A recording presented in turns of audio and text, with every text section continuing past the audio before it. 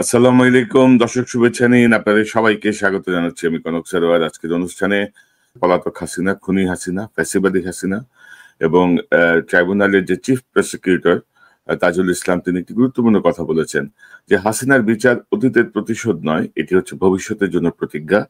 এই বক্তব্যটি আমরা সবাই মনে করি যে বাংলাদেশের উপরে ফ্যাসিবাদ যেভাবে চেপে বসেছিল, হাসিনা যেই আতঙ্কের শাসন কায়েম করেছিল, সেটি আমাদের যেন অতীতই থাকে, ভবিষ্যতে যেন এই জাতীয় কোনো কিছু ফিরে না আসে।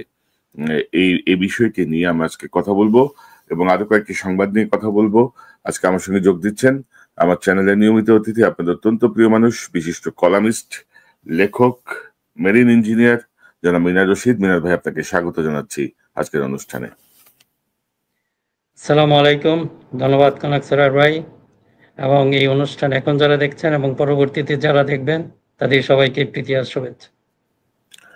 তো মিনা ভাই, অবশেষে হাসিনার বিচার শুরু হলো, কিন্তু আমরা যেটা দেখছি যে মানে এত স্লো ওয়েতে যাচ্ছে, এত স্লো ওয়েতে যাওয়া, সবকিছু মিলিয়ে যে হাসিনার যে বিচার, এটার ইম্প্যাক্টটা কি, এটাকে আপনি কিভাবে দেখেন? আসলে কতটুকু বিচার করা সম্ভব হবে?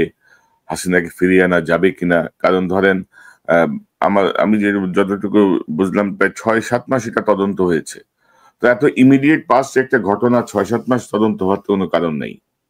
মানে হাসিনার সকল কিছু দৃশ্যমান এবং জাতিসংঘের যে রিপোর্ট, সেই রিপোর্টে আরো দৃশ্যমান। জাতিসংঘ তো বলেছেই যে প্রয়োজনে তারা কোর্টকে এভিডেন্স সরবরাহ করবে। তো সেই জায়গাটা সব মিলিয়ে আপনার একটু বিশ্লেষণটা শুনে তারপর আমরা অন্য প্রসঙ্গে যাব। ধন্যবাদ কনক সরোয়ার ভাই। আসলে আপনি যে কথাটা বললেন যে এটা এত ধীর গতি, এটা নিয়ে তো হলো প্রথমে একটা যদিও সবারই একটা মনে একটা প্রশ্ন। তারপরে আমরা প্রথমে একটু ওনাদেরকে অ্যাপ্রিসিয়েট করি, একটু ধন্যবাদ জানাই যে বিচার কাজটা শুরু করেছেন। এটা হলো প্রথম, যেহেতু কাজটা শুরু হয়েছে, তা আশা করব এটা তাড়াতাড়ি এটা শেষ করবেন। এটা ওনার যে স্লোগান, যেটা এটা অতীতের প্রতিশোধ নয়, এটা ভবিষ্যতের জন্য প্রতিজ্ঞা।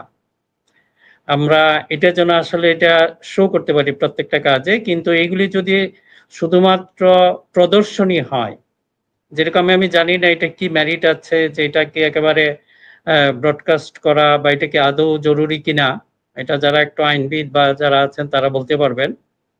কিন্তু এটা যেন শুধু প্রদর্শনীমূলক না হয়, এটা যেন সত্যিকারের একটা বিচার হয় এবং এই বিচারটা যেন একটা দৃষ্টান্তমূলক, সেটা এটা হোক, যে কথা যে স্লোগানে যেটা আছে এটার আমরা প্রতিফলন দেখতে চাই। আর সমাজে যে জিনিসটা হলো, এই বিচারটা নিয়ে আরেকটা জিনিস খেয়াল রাখতে হবে, আমরা যেন একটা অস্থিরতা সৃষ্টি না করি। এটাও কিন্তু সমাজের জন্য একটা খুব ভালো লক্ষণ না। আপনারা জানেন হয়তো যে ডিনাজিফিকেশন যেটা বলে, যে হিটলারের যেটা ওই সময় যে বিচার হয়েছিল, ওটাও কিন্তু বিচারটা একেবারে সারা সমাজে অস্থিরতা তৈরি করে নাই। কয়েকজনের দৃষ্টান্তমূলক বিচার হয়েছে এবং দেখেন এটা কত সাকসেসফুলি। সেই হিটলারের যে আদর্শ, সেটা আর এখন বলার মতো কেউ নেই। এটার সাথে সাথে করেছে কি, বিচারের সাথে সাথে এইগুলি স্কুল কলেজ এগুলি পাঠ্য করেছে, যে সাধারণ এগুলি ওই যে যে প্রতিশোধের কথা, এরা কিন্তু ওইটাই ভবিষ্যতের জন্য প্রতিজ্ঞা। এটা কিন্তু হিটলারের বা অন্যান্য মুসলিনী যে বিচার হয়েছে, একটা একদম মানে কি দৃষ্টান্তমূলক একটা হয়েছে। কিন্তু আমরাও ওরকম চাই। এরকম করে যদি মনে করেন, দেখা যাচ্ছে খুব সাধারণ মানুষ, নিরীহ মানুষ, তাদেরকে হয়রানি করা, সমাজে অস্থিরতা তৈরি করা ইতিমধ্যে হয়ে গেছে। বিভিন্ন জায়গায় দেখি যে হয়তো তারা ধরেন সাধারণ একজন আওয়ামী লীগের কর্মী বা এই ধরনের ছিল, তার ফাদার ছিল, তার চাচা ছিল, এদেরকে নিয়ে এটা এক ধরনের আপনার এটা আবার বাণিজ্য শুরু হয়ে গেছে। এইগুলি অবশ্যই থামাইতে হবে। এগুলি যদি না থামিয়ে এইগুলি করেন, এটা একটা অস্থিরতা তৈরি হবে, আমরা সেটা চাই না। আর প্রকৃত বিচার হোক, যে একটা দৃষ্টান্তমূলক বিচার হোক, এটা আমরা সবাই চাই। জায়গায় যেটা হচ্ছে মিনার ভাই, যে ধরেন এখনো যে ফ্যাসিবাদের দোসর, হাসিনার দোসররা, মানে ডক্টর ইউনূস সরকারের সবচেয়ে বড় ব্যর্থতার জায়গা যেটা, গত 10 মাসে তারা এই জায়গাগুলো ক্লিন করতে পারে নাই। তারা তাদেরকে পোষণ করছে, তোষণ করছে এবং তাদের কারণেই সরকারের নানা রকমের অপকর্মের চিত্র আমাদের সামনে আসছে। এই যে আমাদের ছাত্র উপদেষ্টাদের পিএসদের দুর্নীতির বিষয়টি সামনে আসছে।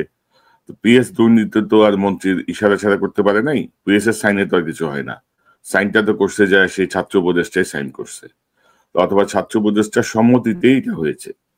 তো সেই জায়গাগুলো আমরা নিশ্চয়ই কন্ডেম করি।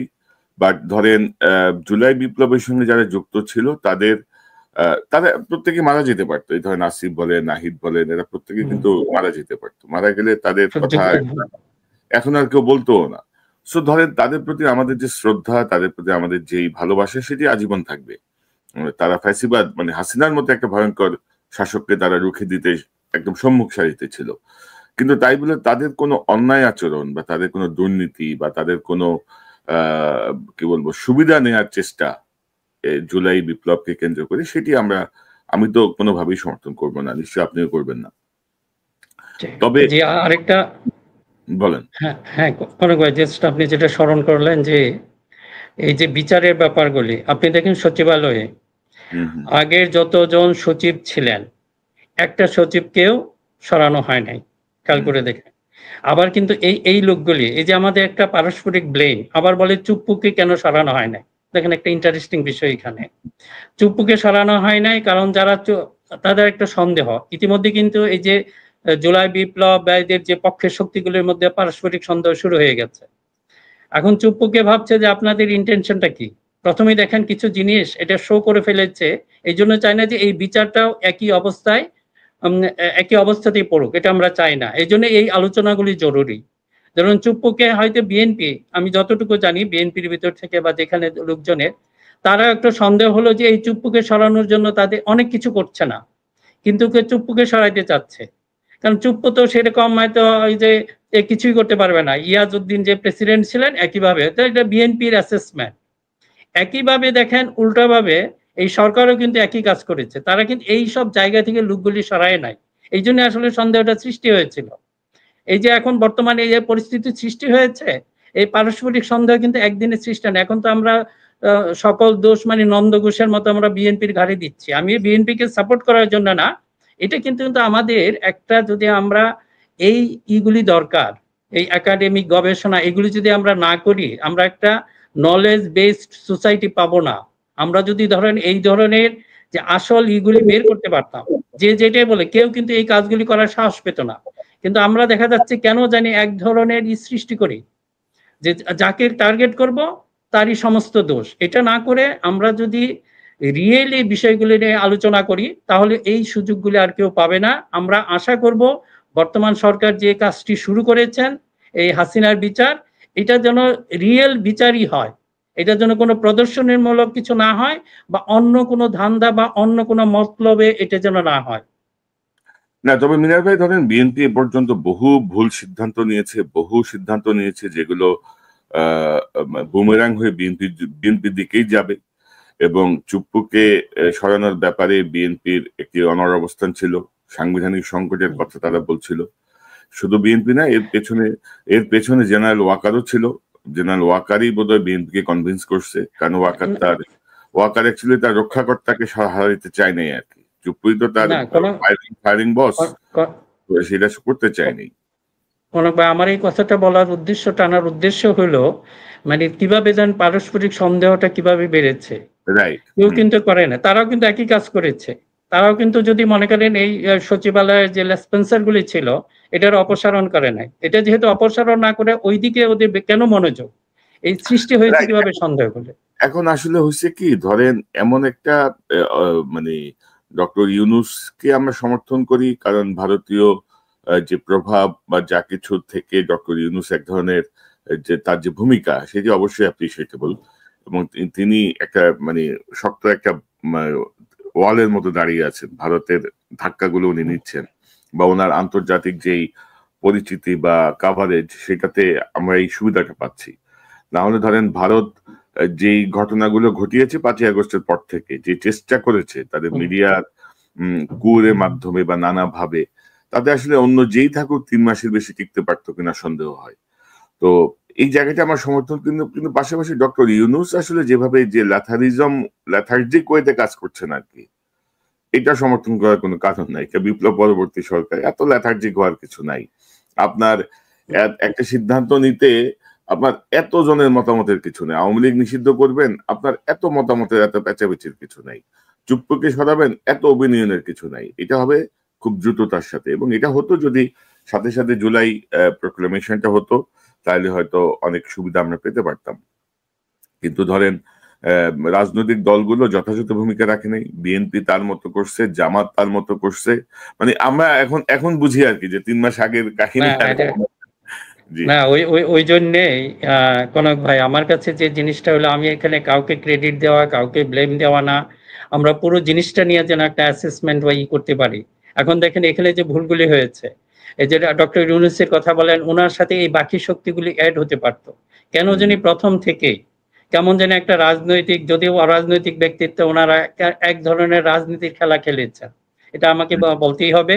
এটা যদি না করতেন, ওনারা কিন্তু কাছে আসেন নাই। প্রথমে রাজনৈতিক দলগুলির প্রতি এক ধরনের, কি বলবো, মানুষের ঘৃণা বা এইগুলি পরিকল্পিতভাবে, আমি সত্যি আমার কাছে যদি বলে, এটা এক ধরনের, হয়তো ইউনূস করে নাই, তার সরকারের মধ্য থেকে বা যেভাবেই হোক এটা করা হয়েছে।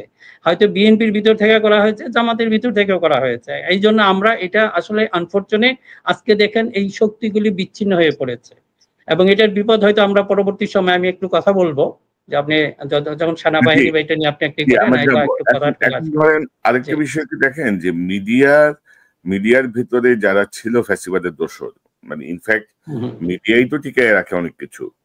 এবং আমি তো বলবো যে এই হাসিনার ফ্যাসিবাদকে টিকিয়ে রাখার পিছনে মিডিয়ার অবদান ছিল। আপনি যদি মিডিয়ার ভূমিকাটা দেখেন, মিডিয়া কিন্তু ক্লিন করা হয়নি। মিডিয়া নিয়ে আমরা যখন কথা বলতে গেছি, তখন আবার বিএনপির শীর্ষ, মানে দ্বিতীয় বা তৃতীয় প্রধান নেতা মির্জা ফখরুল আবার গণমাধ্যমের উপর আঘাত বলে হা উতাস করে কান্নাকাটি করেছেন। মানে মানে ওনারা ভুলে গেছেন যে কয়েকদিন আগে মিডিয়াগুলোর ভূমিকা কি ছিল। এবং আপনি যদি ওইটাই দেখেন, এই মিডিয়াগুলো এখন কিন্তু আবার সকল বিষোদ্গার বিএনপির বিরুদ্ধে, সকল বিষোদ্গার হচ্ছে জুলাই বিপ্লবের ছাত্রদের বিরুদ্ধে। তারা কিন্তু এই যে আওয়ামী দুঃশাসনের যে ওটা ভুলে গেছে। হ্যাঁ, জি। ওইটা নিয়ে তাদের কোনো নিউজও নাই, বিশ্লেষণও নাই, কোনো অনুষ্ঠানও নাই, কিছুই নাই। কিন্তু এরাই কিন্তু এই মিডিয়ায় আপনার এই যে শক্তিগুলি, এক হলো বিএনপি, জামাত এবং যে সমন্বয়, ছাত্র সমন্বয়করা, দেখেন কত সুন্দরভাবে কিন্তু এদের ভিতরে পারস্পরিক সন্দেহ, পারস্পরিক ফাইটিং এরা কিন্তু লাগিয়ে দিয়েছে, আমরা যদি দেখি। কিন্তু এটা হয়তো ওনারা টেরও পান নাই। আমরা এইগুলি নিয়ে কথা বলেছি, হয়তো কথা বলাতে তারা আমাদেরকে হয়তো শত্রু বা শত্রুপক্ষ ভেবেছে, আমি জানি না। যদিও তাদের পক্ষের মানুষ হয়ে আমরা কথা বলেছি, আমরা ফাইট করেছি।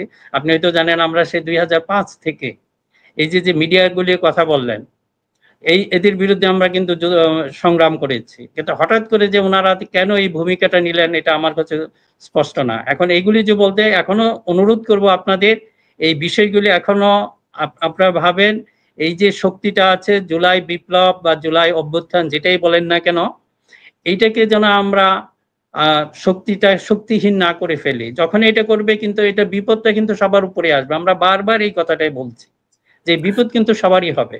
আসলে হয় কি মিনান ভাই, যে ধরেন হাসিনার এই পতন বা পলায়ন, এটা তো রং ডিসিশনের উপরে হয়েছে।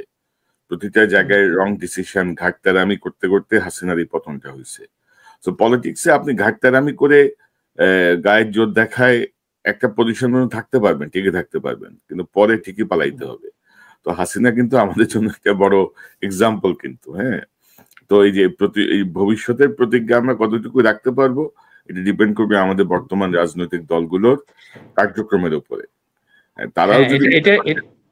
তারা যদি মনে করেন যে না, আমরাই এখন সব, আমরাই এখন হ্যান, আমরাই এখন ত্যান, কিচ্ছু না। পাবলিক এগুলো থোড়াই কেয়ার করে। সবাই বলে জনগণ আমাদের সাথে আছে, জনগণ আসলে কার সাথে আছে এটা জনগণই জানে, তাই না?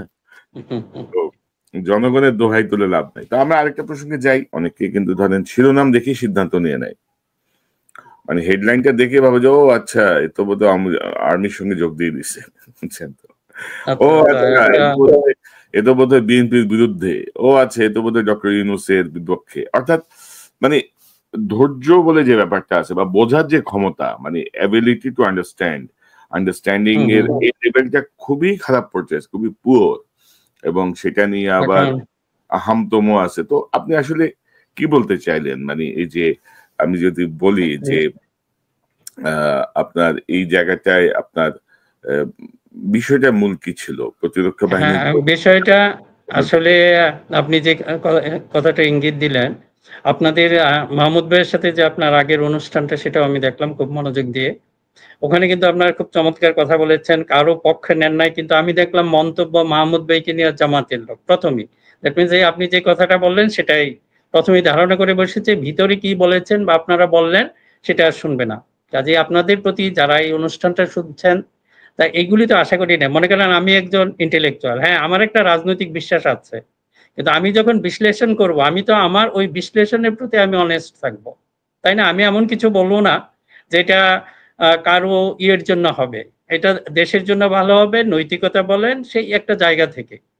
আর আপনাদেরকে একটা জিনিস জানিয়ে রাখি যে এই সেনাবাহিনীর প্রতি এটা আমাদের আসলে চিন্তাধারা একটা কনসিস্টেন্স আছে। যদি আপনারা যারা আমার লেখার সাথে আগেই পরিচিত, সেই 2005 থেকেই কিন্তু আমি যাই দিনে লেখালেখি শুরু করেছি এবং মোটামুটি রেগুলার ওই সময় যখন এটা দৈনিক হলো তখন তো কলাম লিখতাম প্রতি সপ্তাহে।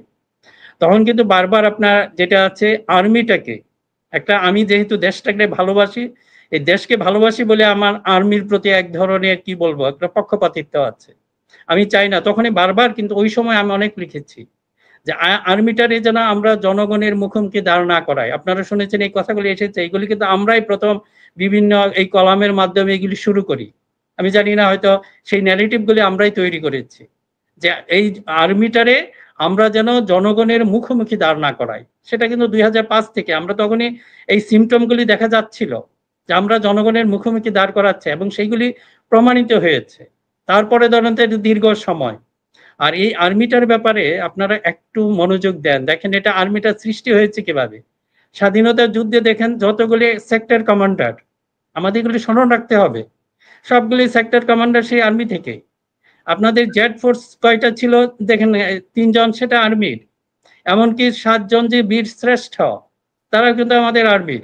এবং এই আর্মিকে দেখেন মাঝে মাঝে হয়তো বিপদগামী করতে চেয়েছে, কিন্তু আবার কিন্তু কামব্যাক। সেই 75 বলেন, সেই সিপাহী জনতার বিপ্লব, তারপরে 90-এর আন্দোলন, বিভিন্ন সময়ে দেখেন, এমনকি 2024 সালে আর্মি কিন্তু জনগণের বিরুদ্ধে দাঁড়ায় নাই, চেষ্টা করা হয়েছে। এই ক্রেডিটটা কিন্তু আমাদের দিতে হবে। এই বৈশিষ্ট্যটা আমাদের জন্য ন্যাশনাল সিকিউরিটির জন্য একটা বিরাট বিষয়। কাজে আমি যে জিনিসটা বলতে চাচ্ছি যে এটাকে আমাদের একটা ইনস্টিটিউশন, হ্যাঁ আমাদের যখন আমরা ফেসিবাদের বিরুদ্ধে যুদ্ধ করেছি, সংগ্রাম করেছি, আমাদেরকে বলতে হয়েছে, এটা না বললে এটা আসতো না। কারণ এটা একটা ডিসিপ্লিন ফোর্স, এর সরকার যদি এর গাড়ে চেপে বসে আর কিছু করার নাই। ভিতরে দেখবেন সবাই একই কথা বলছে, কারণ এটা এই এটা এতে লিমিটেশন আছে। কাজে এখন আমি আপনি আমরা যেন এমন কোনো সমালোচনা না করি যেটার ক্ষতিগ্রস্ত। হ্যাঁ কিছু সমালোচনা আছে অবশ্যই, ওখানে আমি ভিতরে লিখেছি। এবং এটার বড় দায়িত্ব হলো আর্মির নিজের। তারা জানে তারা সেন্সিটিভ, এমন কিছু কাজ করবে না যখন জনগণের মুখ খুলতে বাধ্য হয়, এবং এটার জন্য তাদেরকে একটু স্পেস দিতে হবে, তাই না? আমরা যদি মনে করি কথা বলার সাথে সাথেই সমালোচনা করে বসি, তা না। প্রথমে চেষ্টা করতে হবে ইন্টারনাল সোর্সে। এবং আর্মিকে যদি আপনারা এই কথাটা শুনেন আমার, যে আমাদের যে আলোচনাটা, আমরা অনুরোধ করব আপনারা এমন কোনো মেকানিজম তৈরি করেন যেখানে সবাই তো আর আপনাদের বিরুদ্ধে না, যে সমালোচনা সেটা হতে পারে হয়তো ওপেন সমালোচনা দরকার নাই, ইন্টারনালি বলে আপনার you take the corrective action. তখন হয় কি যে আমরা এই আর্মিটাকে যেন আর বিতর্কিত না করি। অনেক হয়েছে, অনেক ড্যামেজ করা হয়েছে, কিন্তু এখনো টিকে আছে, এটি আমাদের হলো সবচেয়ে আশার কথা। আর আমার ওখানে কিন্তু হ্যাঁ জি বলেন। কিন্তু মিনা ভাই ধরেন শস্যের ভেতরে ভূত এখনো বিদ্যমান, শস্যের ভেতরে ভূত এখনো লাফালাফি করতেছে। এবং আমরা তো দেখতেছি যে ধরেন ডিজিএফআই বা অন্যান্য গোয়েন্দা সংস্থা মিলে তারা আমাদের পিছনে লেগে গেছে আর কি। তাদের ভাড়াটিয়া কচুক্ষেত্রী ভাইরা, আমার ফকিরের বাচ্চারা টাকা পাইলেই যা খুশি তা করে, তাই করতেছে। বাট ধরেন এগুলো করে তো, এগুলো হাসিনা বহু করছে, এগুলো হাসিনা বহু পুরান প্র্যাকটিস, ওই প্র্যাকটিস থেকে বেরোতে পারে নাই। এবং এখনো তো আমরা সারফেস লেভেলে বলতেছি, যদি বেশি গুতাগুতি করে আমরাও গুতাগুতি শুরু করব। মানে কারো চোখ রাঙানিতে ভয় পাওয়ার কোনো কারণ নাই ভাই। শুনেন, দেশ রক্ষা বাহিনী আমরা সর্বোচ্চ রেসপেক্ট করি, আমরা সর্বোচ্চ সম্মানের জায়গায় রাখতে চাই। এবং তাদের ভেতরে যে ফ্যাসিবাদের হাতে গত 15 বছরে তাদের যা হয়েছে, সেই জায়গা থেকে আমরা তাদেরকে বের হয়ে আসতে সহায়তা করতে চাই। কিন্তু ওই যে ডক্টর ইউনূসের সেই ফেলিয়ার, তিনি ওই যে বিষাক্ত শব্দকে তিনি পোষণ করছেন, তারা আবারও কিন্তু ইয়ে দিচ্ছে।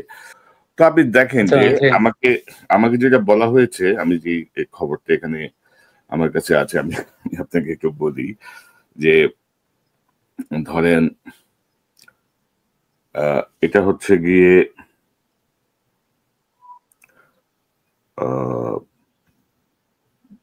রংপুরে ভাঙচুরের অপরাধে 2 সমন্বয়ককে জিজ্ঞাসাবাদের জন্য ক্যাম্পে নিয়ে আসে সেনাবাহিনী, কিন্তু তাদেরকে ছাড়িয়ে আনতে ক্যাম্পে যান এনসিপি নেতা সার্জিস আলম। আমি কনফার্ম না, সার্জিস সম্ভবত আমি শুনেছি গেছে। তো সেখানে সম্ভবত সার্জিস বা সাংবাদিকদের সঙ্গে কথা প্রসঙ্গে যে সেনাবাহিনীর ভূমিকা বা তারা আতঙ্ক ছড়াচ্ছে এরকম কোনো বিষয় নিয়ে আসে, তখন এই সেনাবাহিনীর এই অফিসার বা অন্য কোনো অফিসার এইভাবে শাউট করে, ব্লাডি চিপ। তো ব্লাডি চিপ কে রে বেটা, তোর এত বড় সাহস কেমন হইলো? 15 বছরে ব্লাডি চিপ বলতে পারছিস কাউরে? 15 বছরে এই শাউটিং কোথায় ছিল? 15 বছরে ছাত্রলীগ ছিল আব্বা, যুবলীগ ছিল মা, তাই না? আমরা দেখছি না সব। এখন পরিবর্তন হয়েছে, এখন আবার তোমার টার্ন নিতেছ, ব্লাডি চিপ শাউট করো। এই ম্যাজিস্ট্রেসি পাওনি, কি করছো রে ভাই? ব্যাখ্যা দাও। এই ব্যাখ্যা চাইলে আমি আমার অপরাধ ব্যাখ্যা চাওয়া? বলেন আপনার কথা শুনে। আচ্ছা কনক ভাই, এটা যে কথাটা বলছিলাম যে এখন এখানে ধরেন এই কারণেই আসলে সেনাবাহিনীকে খুব বেশি দিন রাখার প্রয়োজন নেই, দরকার মানে প্রয়োজন নেই, মানে থাকা উচিত, রাখা উচিত না অবশ্যই মাঠে থাকা এটা শুধুমাত্র। হ্যাঁ, এখন আমি আপনাদেরকে বলি যে দেখেন আমরা কিন্তু আবার অ্যাকসেপ্ট করি না, তাদেরকে মাঠেও চাই। এখন মাঠে ইন্ডিভিজুয়ালি এখানে ধরেন অনেক মানুষ আছে, এক এক ধরনের মেজাজ এক এক রকম, খেয়াল করেন কিসের কারণে দেওয়া হয় না। এখন যদি আমরা বলি এদেরকে যদি আপনি এরকম সারা দেশে এইভাবে রাখেন, হয়তো ধরেন 300 জন তাদের মেজাজ কন্ট্রোল রাখবে, আবার হয়তো 10 জন 20 জন রাখবে না। সেটাই যদি আবার এইভাবে আসে, সেটা তো আসলে আমাদের টোটাল সেনাবাহিনীর বিরুদ্ধে যাচ্ছে। এখন এই জন্যে হ্যাঁ, এখন মনে করেন যে আমি এই কারণেই বলি যে আমাদের কোনো কিছু, কারণ আপনি কোনো কিছু বললেই তো আবার বলে, এখন সেনাবাহিনীকে যেন তাড়াতাড়ি ব্যারাকে ফিরে যাওয়ার ব্যবস্থা করা যায়। এখন ওইটা বললে আপনার ওই যে নির্বাচনের কথা বলতে হয়, সেগুলো হয়তো কেউ কেউ আবার পছন্দ করবে না, আপনারা নির্বাচন তাড়াতাড়ি চান। একটার সাথে কিন্তু আরেকটা রিলেটেড। আমার কথা হলো যে আমরা যেন সবাই মাথা গরম না করে যেভাবে হোক, এখন ওই যে আপনি ফিল্ড লেভেলে যে অফিসারের কথা বলছেন, ওনার তো কিছু করার না, এটা নির্ভর করবে টপ লেভেলে। এখানে মনে করেন যে যারা সামরিক নেতৃত্বে যারা আছেন কিংবা অন্যান্য পলিটিক্যাল লিডারশিপে যারা আছেন, সরকারে যারা আছেন, তাদের ভিতরে এইগুলি আলোচনার টেবিলে থাকবে, not in the public forum বা পাবলিকের মধ্যে থাকা ঠিক না। বিষয়টা কি দেখেন, আপনি এই প্রশ্নটা কেন আনলাম, আপনি জানেন যে বৈষম্য বিরোধী আন্দোলন বা ইয়াং যে গ্রুপটা, এই গ্রুপটার মধ্যে অনেকেই বাড়াবাড়ি করতেছে। যারা প্রকৃত বাড়াবাড়ি করছে তাদের ব্যাপারে আপনি কোনো আমি একটা কথা বলি ভাই, যে হ্যাঁ এই যে জাস্ট পরে ভুলে যাব, এই যে মনে করেন যে, কারণ আমিও তো মনে করেন অনেকটা ওই গেরিশন মেজাজে আমাদেরও ট্রেনিং হয়েছে, আমরা কিন্তু মার্চেন্ট নেভি বলে আমাদেরকে, আমরা কিছুটা জানি। ওই যে ব্লাডি হেল বাইরে যেরকম খারাপ শোনা যায়, ইট ওয়াজ কমন। আমাদের সিনিয়র যখন আদর করে বলতে ইউ ব্লাডি হেল, এটা আমরা মনে করতাম সিনিয়র আমাকে আদর করছে। ওই যে জমিদার যেখানে চুদির ভাই যেরকম বলে গালি দেয় না, ইট ওয়াজ এক্স্যাক্টলি সেম। এখন মনে করেন আর্মিতে বা এইসব জায়গায় ব্লাডি হেল শব্দটা খুব, কিন্তু সিভিলিয়ান যদি করেন, আপনি এটার অনুবাদ করেন ব্লাডি হেল, অনুবাদটাকে আপনার মাথা গরম হয়ে যাবে। কাজে এই কারণেই যে, এবং দেখেন আরেকটা জিনিস হয়েছে, আমরা আসলে এক পক্ষ দেখি, হয়তো যে ভিডিওটা করা হয়েছে এর আগে কিভাবে উত্তেজিত করেছে আপনার, ওটা হয়তো আমরা দেখি নাই। এখানে এসেছে শুধু একটা দিক। আমি আর্মিকে এইটা সাপোর্ট না, আমি টোটাল পরিস্থিতিটা আমরা যেন ব্যাখ্যা করি, আমরা যারা উপর থেকে দেখব। মিনা ভাই, আমি আপনার সাথে একমত। আমি যেটা বলতে চাচ্ছিলাম, আপনি দেখবেন যে এই জুলাই বিপ্লবের পরেই বোধহয় শাহবাগে কোনো একটা কর্মসূচিতে একটি আন্দোলনকারী একটা মেয়ের সাথে এক অফিসারের ব্যাপক তর্কাতর্কি হয়। অফিসার কিন্তু খুব ঠান্ডা মাথায় তাকে ট্যাকেল করে, ওটাই বলছি, এবং পরে কিন্তু তাকে প্রশংসা হয়েছে, অকরুজ্জামান নিয়ে তাকে কিন্তু একটা পুরস্কারও দিয়েছে তার ধৈর্যের জন্য। তো ধরেন মাঠে যারা এখনো আছে, এদের পলিটিক্যাল অভিজ্ঞতা কি, এদের জীবনের অভিজ্ঞতা কি? কিছুই তো নাই আসলে। তো এরা ধরেন হঠাৎ অনেকে আলগা একটু ক্ষমতায়িত হয়ে নিজেদেরকে অনেক কিছু ভাবতেছে। তো you have to tackle this in this way. মানে আপনি আপনার আমি যেটা বলতে চাচ্ছি, আপনি যে চিল্লাইতেছেন বা আপনি যে গালাগালি করতেছেন ইংরেজিতে, মানে এটা কিন্তু আপনার উপর যাচ্ছে না, এটা ওভারঅল সেনাবাহিনীর উপর যাচ্ছে, এটা আমি বলতে চাচ্ছি। সো এই জায়গাগুলো দেখা দরকার। আবার ধরেন মাঠে কিন্তু প্রচুর ভাই হাসিনার দ্বারা সুবিধাভোগীরা ডিপ্লয়েড আছে, এরা নানাভাবে কাজ করতেছে। আপনি যদি দেখেন যে 1/11 সময়ের যে বাস্তবতা, কয়দিন লাগছে আর্মি এইসব ঠিক করতে, চাঁদাবাজি, সন্ত্রাসী, 2 নম্বর এগুলো ঠিক করতে কয়দিন লাগছে? আপনি 10 মাস পরে আইসে আপনাদের একেবারে জায়গায় উঠলো কেন? কি কাহিনী কি? তাই না? আমরা তো চাই না আমাদের সেনাবাহিনীর সাথে জনগণের এতটা মিক্সিং হোক, সেনাবাহিনী মাঠে পড়ে থাকবে, আমরা চাই না। তাদের পিটি হচ্ছে না, তাদের ট্রেনিং হচ্ছে না, তারা তাদের সিস্টেমের বাইরে চলে, মানে সিস্টেমিক লাইফের বাইরে। কনক ভাই, এই জন্য যেটা দেখেন, আমরা আসলে যাকে তো টার্গেট করি অনেক সময়, সেনাপ্রধান কিন্তু এই কথাটা বলেছেন আপনি, আমরা যেন তাড়াতাড়ি ব্যারাকে ফিরে যেতে পারি। এখন ধরেন এটাকেও কিন্তু আমরা খুব পজিটিভলি নেই নাই, কিন্তু এটা এই যে একই কথা, ব্যারাকে ফিরে যাবেন, যাওয়ার আগে তো পরিস্থিতি ঠিক করে যাবেন। আপনি যদি পরিস্থিতি ঠিক না করে যদি আপনি ম্যাজিস্ট্রেসি পাওয়া নিয়ে শুয়ে বসে দিন কাটান, দুই একটা ছোটখাটো, এরপরে আপনাকে আপনি যান 3 মাসের অপারেশনে নামেন, ম্যাজিস্ট্রেসি পাওয়ার দেওয়া হয়েছে, 3 মাসের মধ্যে ল অ্যান্ড অর্ডার সবকিছু নিয়ন্ত্রণে আনেন, চাঁদাবাজ ধরেন, সন্ত্রাসী ধরেন, সব ওকে করেন, আপনি ব্যারাকে চলে আসেন, আপনি আবার নির্বাচনের সময় মাঠে ডিপ্লয়েড হবেন, শেষ ঘটনা তো এই। আপনি ক্ষমতা নিয়ে বসে আছেন, কাজের কাছে কিছু করছেন না, আবার কিছু বলবেন যে সেনাবাহিনীরে নিয়ে এইসব কথা কয় কেন? এটা তো হবে না রে ভাই। না, এই জন্য কনক ভাই, আমাদের যে কথাটা হলো, আমরা যেন কোনো পার্টলি, আপনি তো জানেন যেগুলো আসলে যে আপনার জন্য কোনো মোটিভেটেড কোনো নিউজ বা এটা ভিউজ আপনি প্রচার করতে চান, একটা অংশ শুধু প্রচার করেন। এবং সেনাবাহিনী যেহেতু স্পর্শকাতর, দেখেন আমি কিন্তু যখনই ওইটা গালিটা দিছে, আমি কি জানতে চাবো যে তাকে কিভাবে প্রভোগ করা হয়েছে, এটাও কিন্তু আমাদের খেয়াল করতে হবে। হয়তো ওখানে যায় দেখেন, এই যে স্টুডেন্টদের কথা বললেন, আমি 2-1 আমার ফ্রেন্ডের কথা জানি, উনি একটা বলেন, উনি একটা অনুষ্ঠানে গেলেন, ওখানে একজন সমন্বয়কদের মধ্যে একজন আসছেন, অল্প বয়সী ছেলে, তার আচার আচরণ ভাব ভঙ্গি এমন ছিল, সবাই বিরক্ত হয়ে গেছে। ওখানে সেক্রেটারি ছিল, অন্যরা ছিল, কিন্তু তাদের ধারণা হি ইজ দা, মানে ওখানে চিফ গেস্ট। হয় কি, হয়তো ক্ষমতার জন্য এটা হয়েছে, এটাও কিন্তু আমাদের খেয়াল রাখতে হবে। আপনি যে দেখেন ওখানে হয়তো জেলা বা উপজেলা লেভেলে হয়তো কোনো ছাত্র নেতা বা যারা আছে, এরা যদি যারা এখানে ইউনিফর্ম আছে, তাদের প্রতি হয়তো সেরকম হয়তো করতে পারবেন। এই জন্য আমি মনে প্রাণে চাই না যত তাড়াতাড়ি সম্ভব এটা ওখান থেকে চলে আসে, এগুলো হলে হবেই। আলটিমেটলি যে আমাদের এই সেনাবাহিনীকে তো আমরা ধরেন এই বিতর্ক ফেলতে চাই না, এটাই ছিল কিন্তু আমার লেখার মূল বক্তব্যটা। ওইটাই আমি আপনার লেখাটা পড়ছি।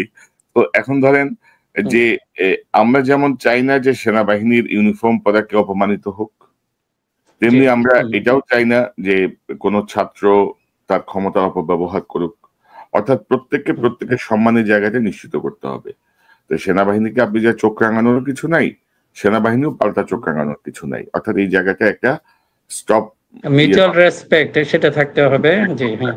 তো সেটি না হয়ে ধরেন ওয়ান সাইডেড নিউজ আসবে, ওয়ান সাইডেড বক্তব্য আসবে, আর আলটিমেটলি ধরেন যাদের হাতে যারা ইউনিফর্ম পরে এবং যাদের কাছে বন্দুক পাওয়ার আছে, তাদের দিকে মানুষের একটা ক্ষোভ সবসময় থাকে। মানে তারা নর্মাল কথা বললেও মানুষের মনে হয় সে বন্দুকের জোরে কথা বলতেছে, গায়ের জোর দেখাচ্ছে। তো এই জায়গাটা আমার মনে হয় যে মানে আসলে পরিস্থিতি তো পরিবর্তিত এবং অনেক জটিল, তো এই জায়গাটা আরো ট্যাক্টফুলি এগুলো হ্যান্ডেল করা উচিত আমি মনে করি। আর আপনি মিনার ভাই, বিএনপির সঙ্গে আপনার সুসম্পর্ক, জামাতের সঙ্গে সুসম্পর্ক, ছাত্রদের সঙ্গেও সুসম্পর্ক, ছাত্রদের দলের সাথেও, এই জন্য বেকায় দেয় আর কি। দেশ আসলে কোন দিকে যাচ্ছে? দেশ আসলে আমাকে যেটা সন্দেহ হলো যে হয়তো যখন দেশে গেলাম তখন দেখলাম যে আসলে বিএনপিও আসে নাই, জামাতও আসে নাই, এই ছাত্র সমন্বয়করা, এদের সাথে আপনারাও তো ছিলেন, যেহেতু আমরা সবাই ছিলাম, এয়ারপোর্টে আমার মেরিনার যারা আছে তারা এসেছে, এরকম এসেছে। এখন যদি মনে করেন কোনো একটা কথা যদি বিএনপির পক্ষে চলে যায়, তখন থেকে জামাত খুব রিয়েক্ট করে, আবার জামাতের পক্ষে গেলে বিএনপি মনে করে তুমি জামাতি, ছাত্র সমন্বয়করা খুব একটা ভালো চোখে দেখে না। এখন আসলে আমাদের পরিস্থিতিটা কিন্তু খুব কি বলবো, একটা ত্রিশঙ্কর অবস্থায় আমরা পড়ে গেছি। তারপরে কিন্তু আমাদের সত্য কথাগুলি বলে যেতে হবে, সত্য যার পক্ষেই যাক, এগুলি বলতে হবে। এবং আমি এখনো আমার ইচ্ছা যে এই শক্তিগুলি এক হোক। এটা যদি না হয়, ধরেন ডিফারেন্স থাকবে, যে আপনার সাথে আমার একটা ডিফারেন্স, এটা তো আমরা, তারপরে তো আমাদের সম্পর্ক নষ্ট হবে না। এই পিনাকিদা বলেন আমাকে ব্লেম করে যে আমি নাকি পিনাকিদার কি জানি ভক্ত, তারপর ইলিয়াসের, এগুলি বলে, যেহেতু আপনাদের সাথে একসাথে চলতাম। কিন্তু এখন তো সব জিনিস তো আমি তো তাদের যে মানবো সেটা জরুরি না, দে অলসো ডোন্ট এক্সপেক্ট ইট।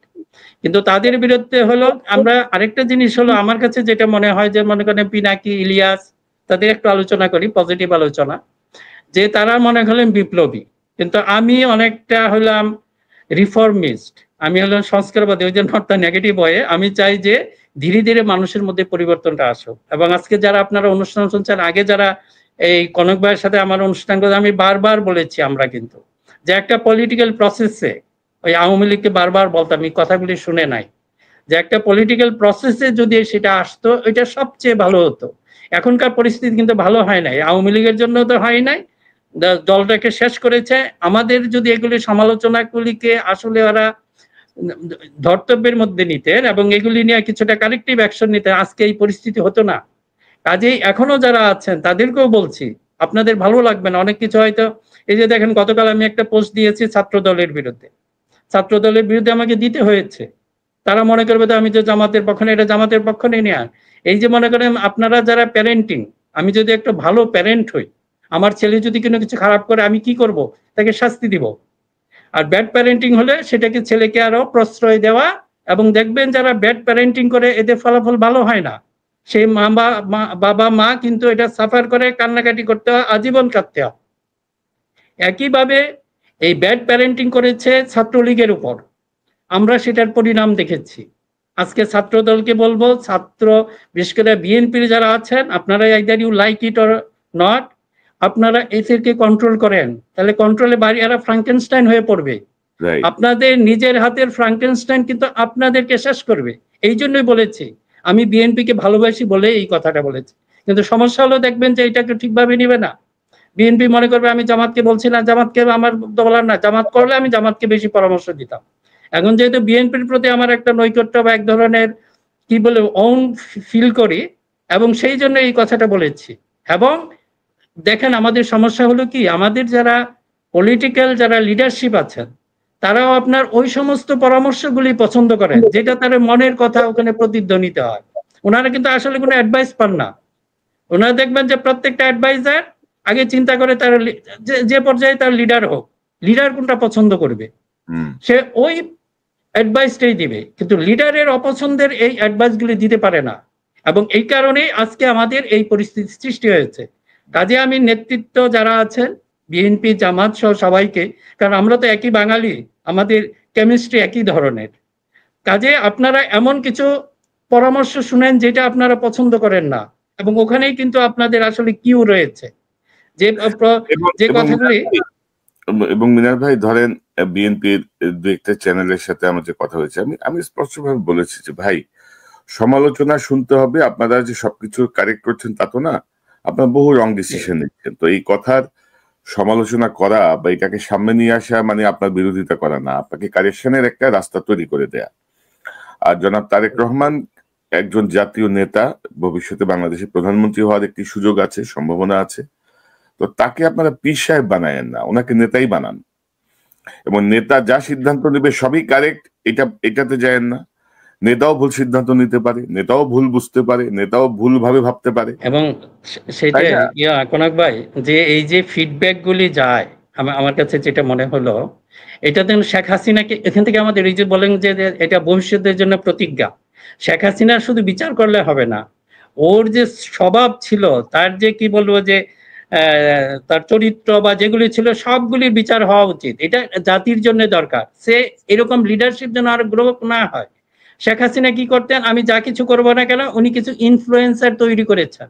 ওই যে আপনার একটা কি জানি শমী কায়সারের হাজবেন্ড, যেটা একটা স্টুপিড কোথাকার, এটারই ধরে তো আওয়ামী লীগ পিটানো উচিত। এখন এরা মনে করছে যে আওয়ামী লীগ যাই করে সে এমন ভাবে ইনফ্লুয়েন্স করে ফেলবে, সব জায়েজ করে ফেলবে। গড সেক, এটা আমরা বিএনপির জন্য বলছি। আমরা এরকম আর ওই যে শমী কায়সারের হাজবেন্ড চাই না। এইগুলি যেন বিএনপির মধ্যে সৃষ্টি না হয়, বরং আপনারা এনকারেজ করেন। এই যে মনে করেন আপনাদের কয়েকজন প্রতি দেখি বিএনপি খুব খাপা, আপনারা যদি প্রথম আলোকে সহ্য করতে পারেন, এই কয়েকজনকে কেন পারবেন না? আমার কথা হলো, আমি এখনো I maintain a good relation with them.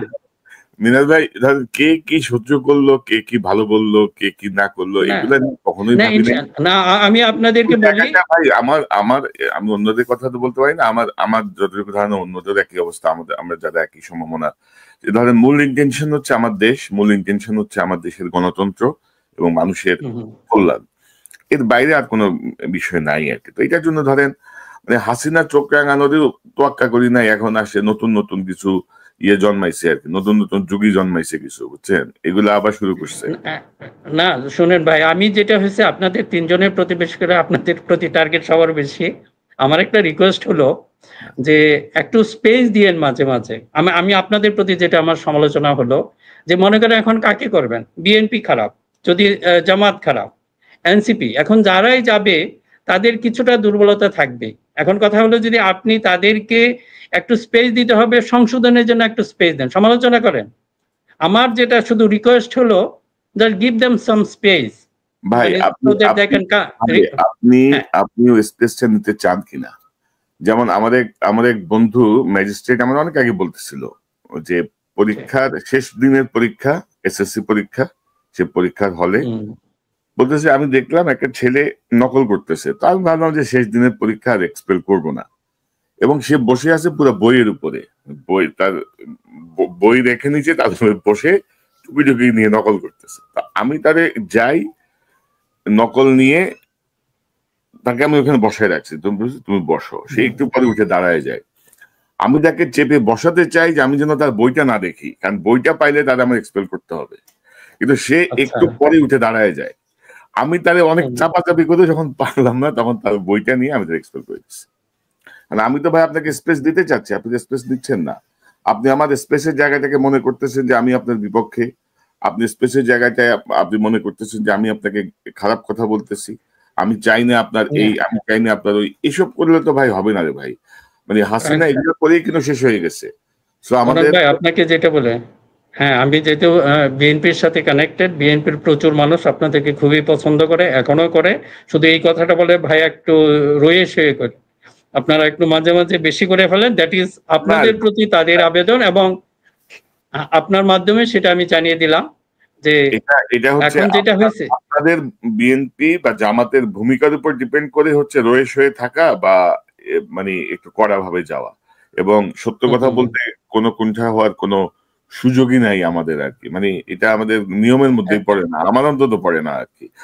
না এখন ধরেন, হ্যাঁ আপনাদের উপর আমরা সেরকম কোনো বলবো না। মনে করেন যে সোশ্যাল মিডিয়া একটু বলি যে একটা ধারণা হয়েছে যে হয়তো সোশ্যাল মিডিয়া থেকে হয়তো বিএনপির ভিতরে, আমার কাছে যেটা আমার মনে হয়, এই জন্য তাদের প্রতি আমার একটা বিশেষ অনুরোধ যে এটাকে ইগনোর করেন না। এটার যে একটা ইনফ্লুয়েন্স হয়ে গেছে 2001 বা 2006 বাংলাদেশ আর 2024 আর 25 বাংলাদেশ কিন্তু এক না।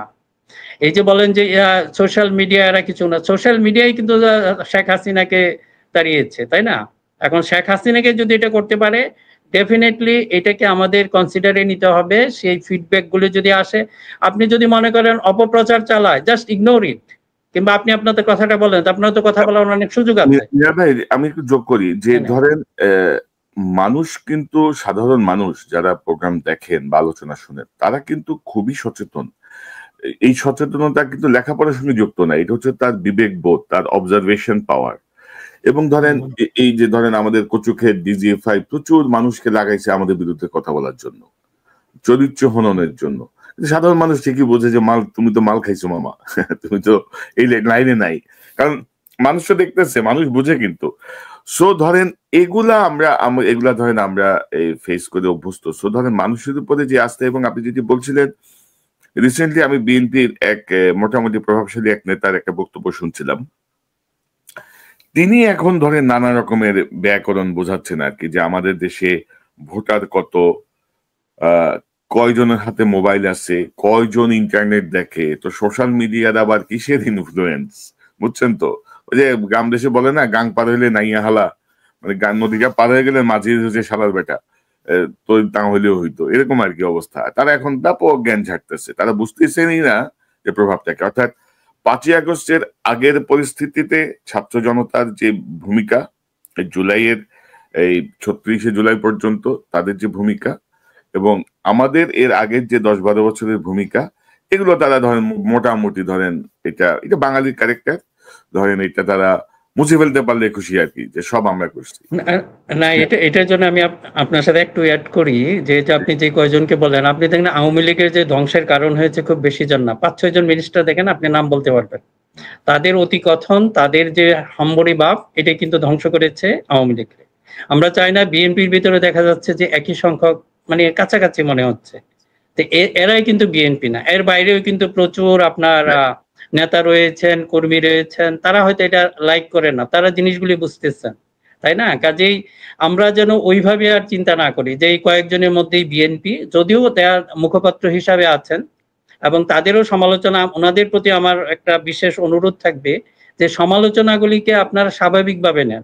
আপনারা যদি প্রথম আলো বা অন্যান্য পত্রিকার সমালোচনা নিতে পারেন, সোশ্যাল মিডিয়াতে যারা আছে তারা তো আপনাদের ওয়েল উইশার, তারা হয়তো কোনো একটা কারণ পছন্দ করছে না, হয়তো সেই পছন্দের কারণগুলি আপনারা রিমুভ করেন, চেষ্টা করেন, তাই না? আপনার যদি পলিটিক্স, আমরা কারো ওয়েল উইশার না, মানে আপনার সিদ্ধান্ত দেশের পক্ষে গেলে আমরা আপনার পক্ষে আছি, আপনার সিদ্ধান্ত না ওইটাই ওয়েল উইশার। ওয়েল উইশার বলতে তো আপনার চান ভালো হোক, ভালো হলো।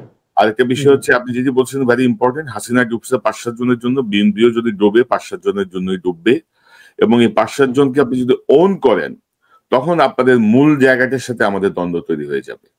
মানে আপনি যদি 5-7 জনকে যদি আপনি যদি ধমক দেন যে স্টপ দিস ননসেন্স, তাইলে কিন্তু ঠিক আছে, তাইলে ওকে ফাইন, আমি বুঝলাম যে আপনি বৃহত্তর জায়গাটাকে ওন করতেছেন। কিন্তু আপনি যদি তাদের কাছে উস্কাই দেন, আপনি যদি তাদের কাছে সমর্থন দেন, আপনার সঙ্গে তখন ওই ব্যক্তি থেকে টোটাল জিনিসটা বৃহত্তর আঙ্গিকে চলে যাবে। আমার মনে হয় যে বিএনপি নেতৃত্ব যথেষ্ট বুদ্ধিমান এই বিষয়টি বোঝার জন্য আর কি।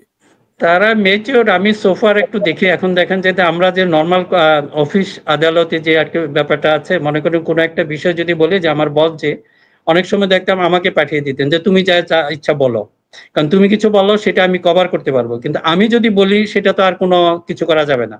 হয়তো তো আমি বললাম না, ও ভুল বলে ফেলছে, এরকম মনে হয় যে পলিটিক্স এর ব্যাপারটা আছে। সর্বোচ্চ নেতা সব জায়গায় যে কথা বলবেন, আমার মনে হয় এটাকে একটু অ্যাভয়েড করা ভালো।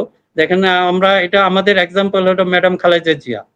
ওনার সবচেয়ে বড় গুণ হলো যে দেখেন, উনি সর্বোচ্চ, আমি গালি শুনেছি যে বেয়াদব, এটা নিয়ে কিন্তু ইয়ারা ট্রল করেছে। এবং এই লিডারের ভিতর থেকে আপনারা যারা নেতা আছেন, আপনারা যেভাবে কথাবার্তা বলেন একটু ভেবেচিন্তে বলেন।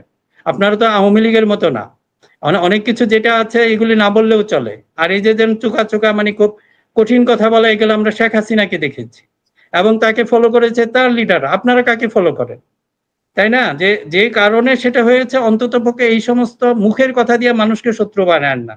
দেখা যাচ্ছে এক একজন লিডার আপনারা কথা বলেন, লাখ লাখ কর্মী কমে যাচ্ছে। এটা আপনাদের ফিডব্যাকটা নেওয়া উচিত।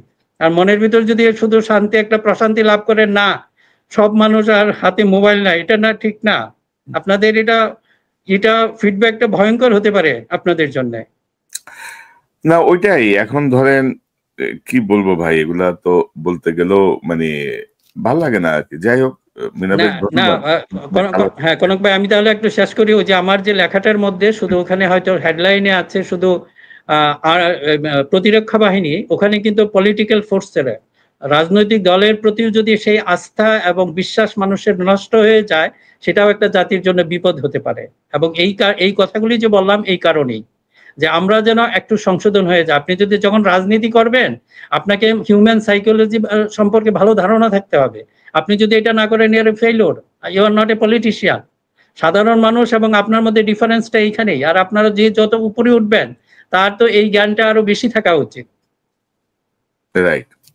না ওইটাই মানে আবারও আমি বলি যে আমার দেশের স্বার্থ বিরোধী বা আমার দেশের বিপক্ষে যায় বা আমার দেশের সাধারণ মানুষের বিপক্ষে যায় এমন সিদ্ধান্ত যেই নিক, সেটা ওয়াকারুজ্জামান সাহেব নিক আর ডক্টর ইউনূস নিক, কোনোটাই সমর্থন করা হবে না, বা বিএনপি নিক বা জামাত নিক, কোনোটাই আমরা সমর্থন করব না।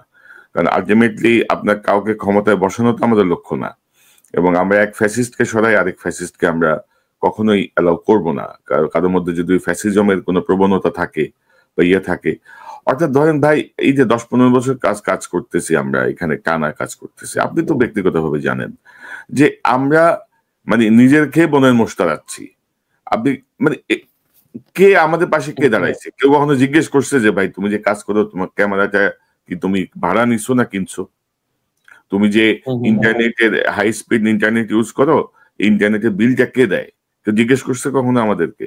করে না। এবং আলহামদুলিল্লাহ এটা একটা ভালো দিক যে ধরেন আমরা যদি উই আর নট অবলাইজড, আমরা কারোর প্রতি মানে আমাদের কোনো, আমরা অবলাইজ না, আমাদের কোনো কিছু নাই, আমরা নিজেরা করছি ভাই। যদি বিশ্বাস করেন, যদি এখন চিন্তা করি আর কি, যদি কোনো সাপোর্ট আসতো আমাদের কাছে, এখন মাথার উপর চলে আসতো, তোদেরকে এতদিন এই করছি, তোরা এখন এটা কেন বলবি?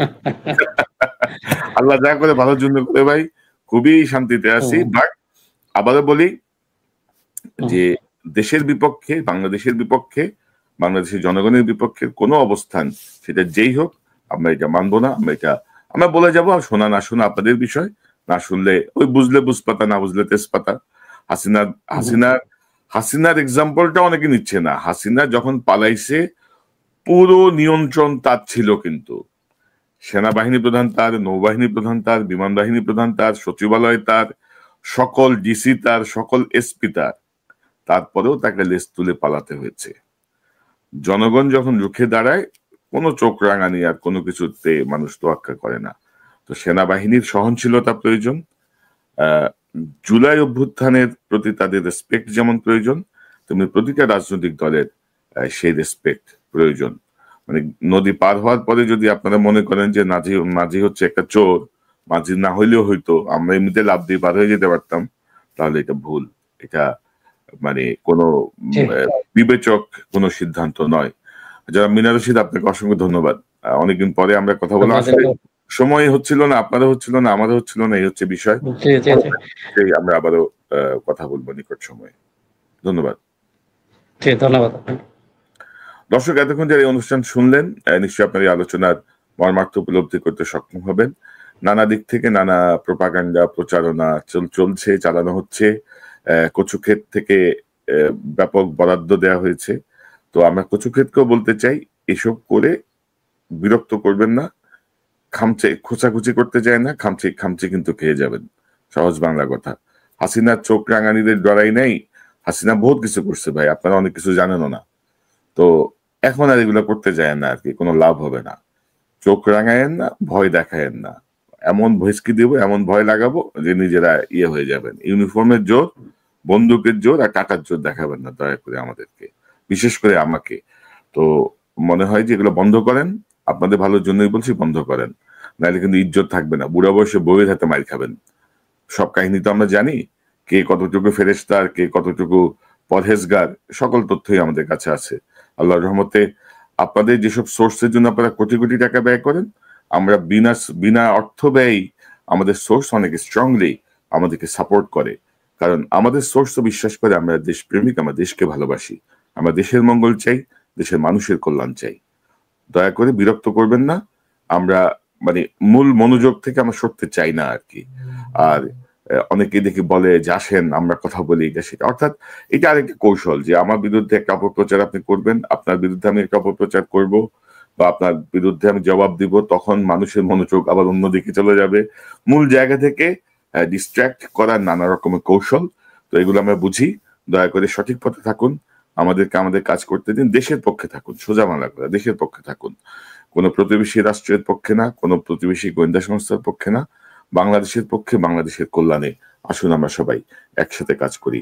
কারণ প্রতি 5 বছর 10 বছর পর পর আমরা চাই না যে গণতন্ত্রের জন্য পুনরাবৃত্তি হবে, অধিকারের জন্য পুনরাবৃত্তি হবে, সুশাসন আর সুবিচারের জন্য, ন্যায় বিচারের জন্য পুনরাবৃত্তি হবে, মানুষ রাস্তায় নামবে, জীবন দেবে। দর্শকের চ্যানেলটি সাবস্ক্রাইব করে আমাদের পাশে থাকুন, এই চ্যানেলের মেম্বারশিপ নিয়ে আমাদের পাশে থাকুন। আবারও দেখা হবে ইনশাআল্লাহ। আসসালামু আলাইকুম।